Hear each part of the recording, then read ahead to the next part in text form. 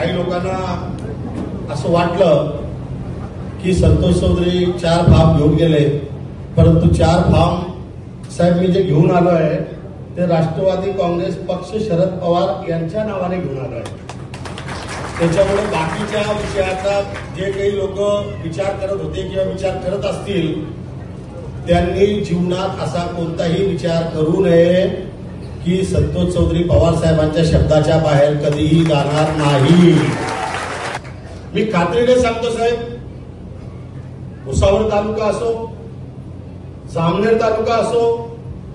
जामनेर विधानसभा मतदारसंघ असो, मुक्ताईनगर मतदारसंघ असो, हे सर्व जे मतदारसंघ असतील ते श्रीराम पाटलांच्या खांद्याला खांदा लावून आम्ही त्या ठिकाणी प्रत्येक मतदारसंघात जाऊन जीवाचं रान करू, रात्रदिवस एक करू आणि 13 तारखेपर्यंत